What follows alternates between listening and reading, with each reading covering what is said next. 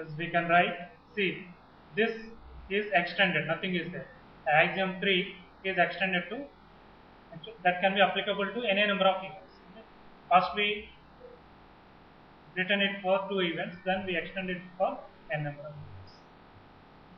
So these are the 3 axioms, and based on these 3 axioms, we can develop some more axioms, or we can develop some rules or theorems of the probability. Follow this. So let us do one thing.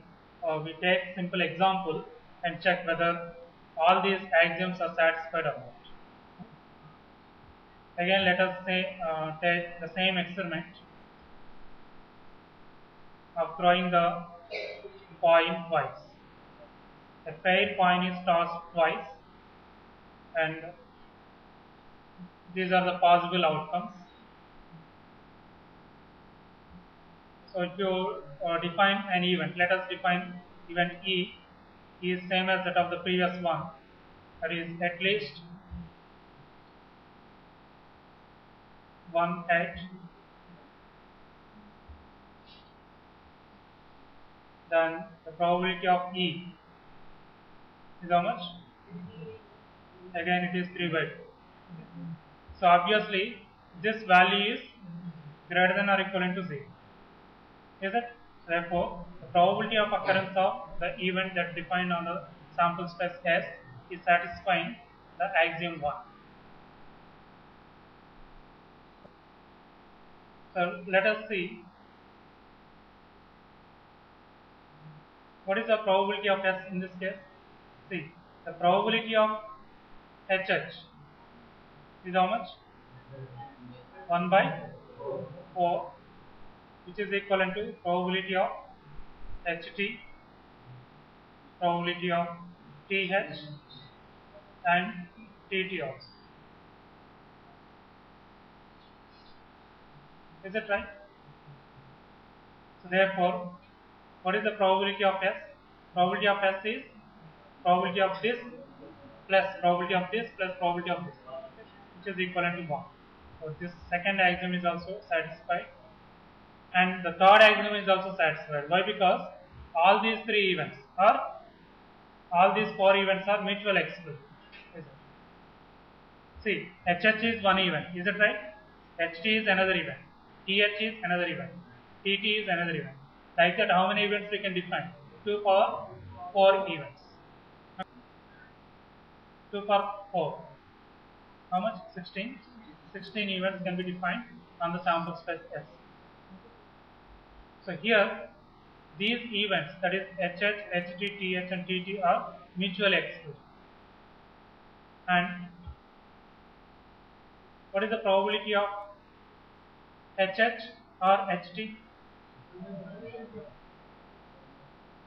Probability of HH or HT. That is the probability of HH union HT is equivalent to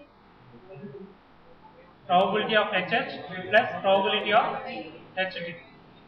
So don't tell the value. So probability of HH or HT is equivalent to probability of HH plus probability of HT.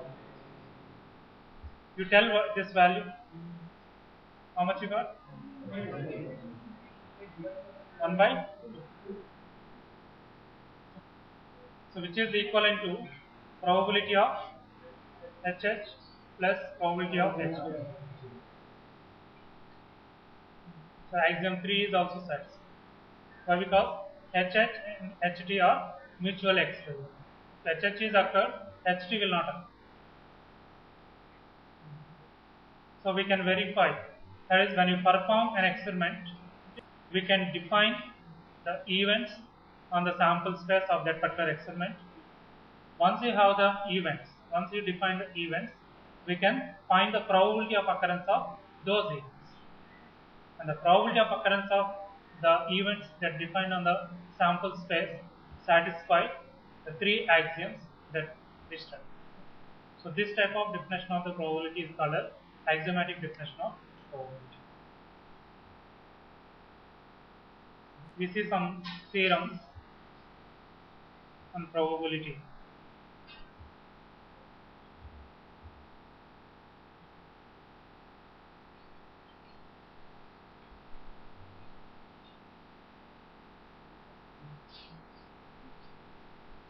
Actually, these are not theorems. We can say that axioms, the extension of those three axioms. That is based on those three axioms that we studied. We can develop some more axioms.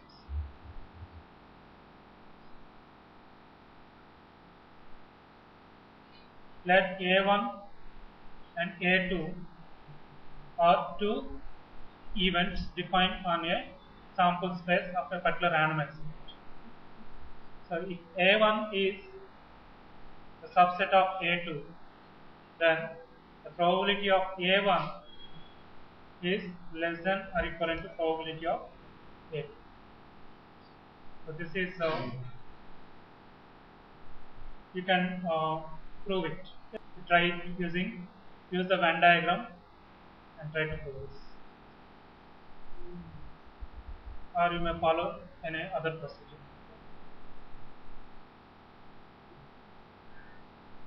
And the probability of S prime is equivalent to probability of, okay, instead of writing S, I do one thing. I take some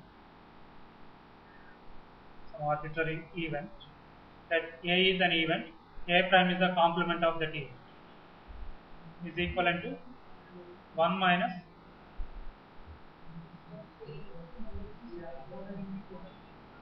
probability of E. So from this, can we say that probability of phi equivalent to 0? Because probability of phi is equivalent to 1 minus probability of S, okay, which is equivalent to 1 minus 1, 0.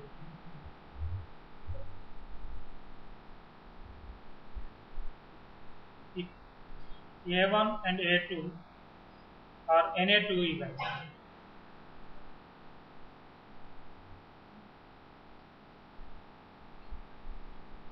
then the probability of A1 union A2 is equivalent to probability of A1 plus probability of A2 minus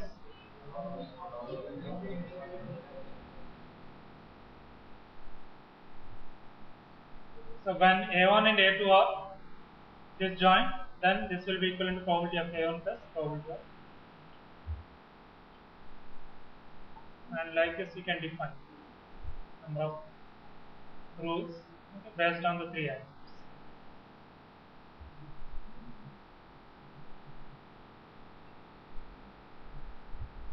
You try to prove this.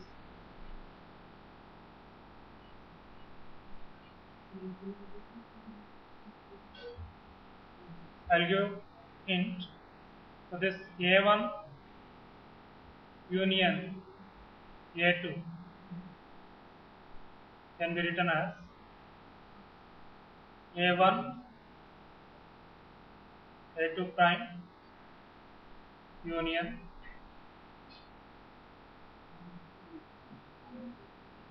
A1 prime A2 union A1 A. Is it right? A1 union A2 can be written like this. You can verify it. Use the Venn diagram, draw the Venn diagram and verify it. Then take the probability on both sides. Here A1 A2 prime, A1 prime A2, A1 A2 are disjoint events. Then you can easily prove that the probability of A1 A2 is equivalent to probability of A1 plus probability of A2 minus probability of A1 intersection A2. Do it later. And we try to look at one more definition. So joint probability.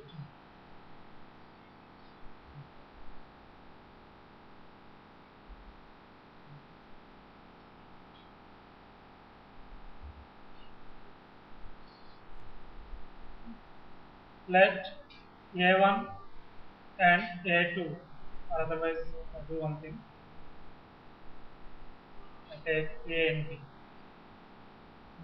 A, B are any two events defined on a particular sample space. Then this A intersection B. So this is a set. Is it? A intersection B is a set, and that can be represented as E. So here this E is called as the joint event. That is A and B. So now we can find the probability of occurrence of A and B. So for that purpose, let us assume we perform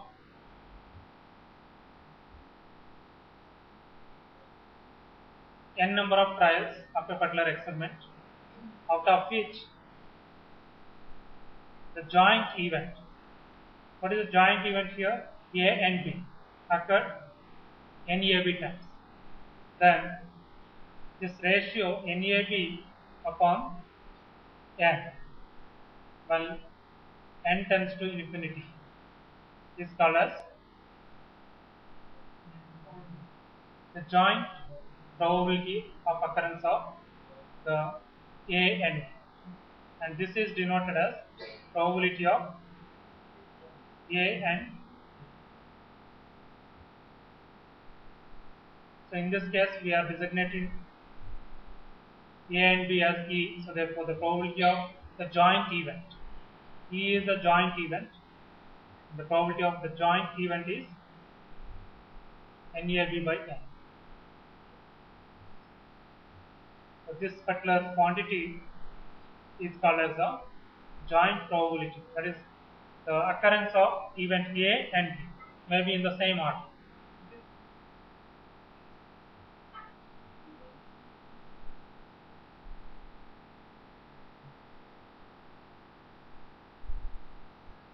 Can I write this probability of A intersection B as probability of A plus probability of B minus probability of A union B? Is it correct? From this, that is, the joint probability can also be obtained from probability of A, probability of B, and probability of A or B. Now let us consider this ratio NAB by NA. What that indicates?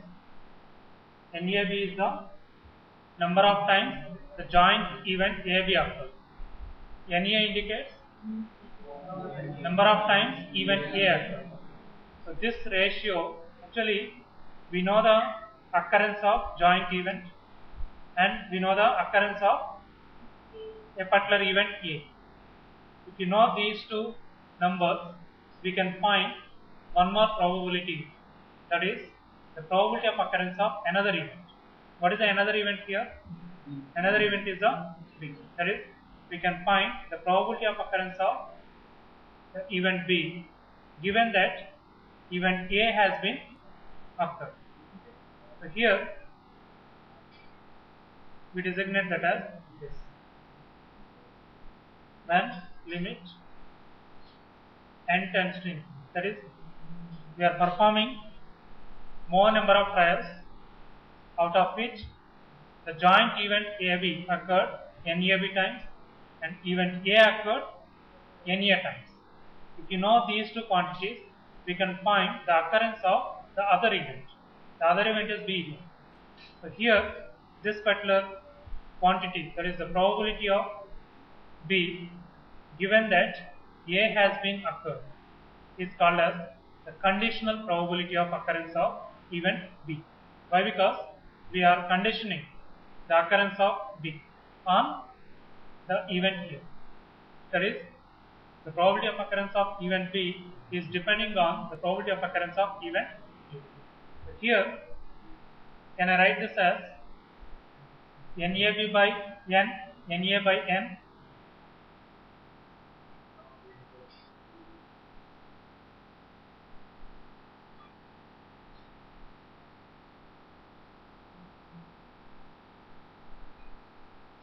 Is it right?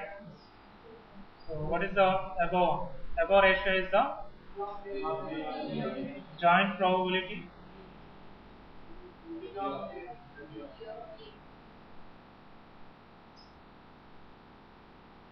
so here P of A must not be 0. So this is very important for us. See, all these definitions are very important because in the later classes, while studying about the random variables, we extend the same concepts.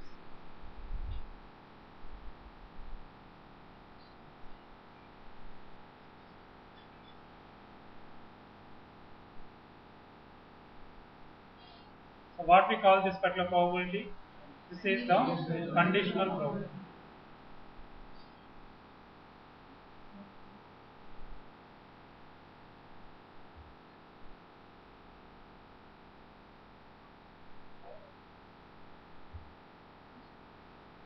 And here we have the probability of occurrence of event B. See, we read this as the probability of occurrence of event B given that A has been occurred. I write here probability of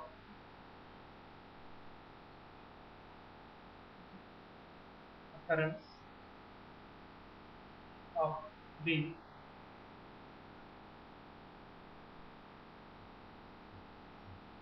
given that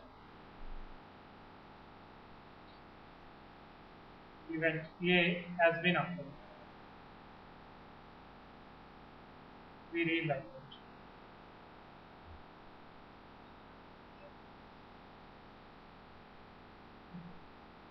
So this is equivalent to probability of A intersection B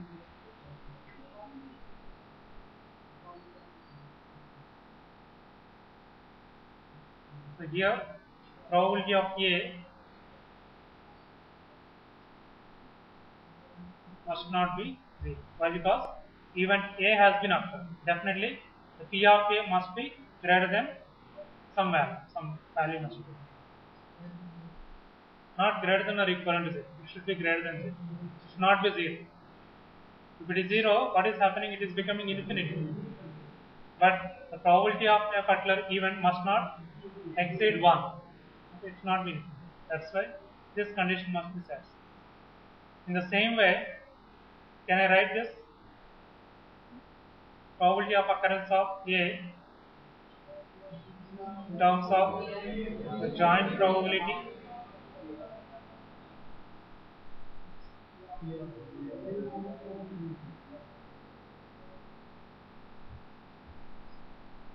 so here this is the joint probability.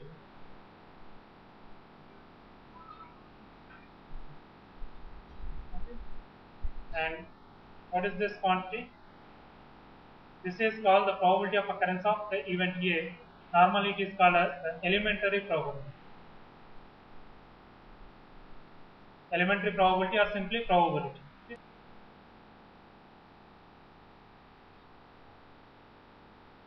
That is, if you know the joint probability of two events and the elementary probability of one event, you can find the probability of occurrence of other event. So that is the conditional probability.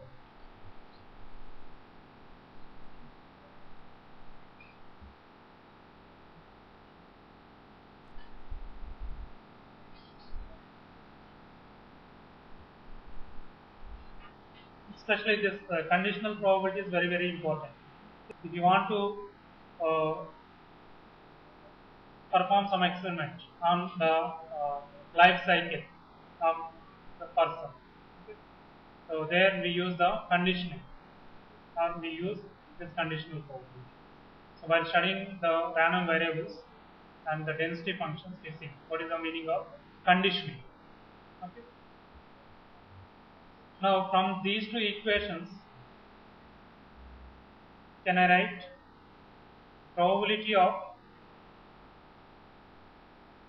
B given A into probability of A is equivalent to probability of A, is it right? From the above two equations. This implies probability of event A as probability AB, and this is B. Here we write. Similarly, you can write the probability of B. Now here, this particular relation is very important. I think you might have studied this. This is the so-called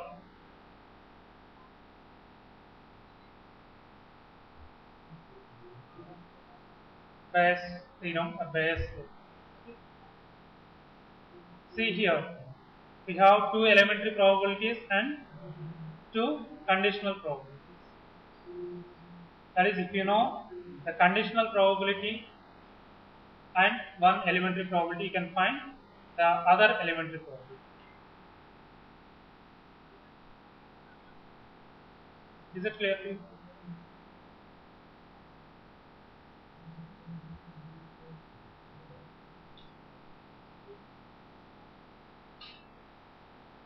Now consider probability of A given B. So let us assume the occurrence of A is not depending on the occurrence of B. Then what will be the value of this? See here, the occurrence of event A is depending on the occurrence of event B. If the probability of occurrence of event E is not depending on the occurrence of B, then this value will be equivalent to probability of A. Why? Because the probability of occurrence of A is not depending on the probability of occurrence of B. Definitely, the conditional probability of A given B is equivalent to probability of A. So if this condition is satisfied, from this we can write the probability of A intersection B is equivalent to probability of A into probability of B. So if this condition is satisfied, the two events are said to be statistically independent events.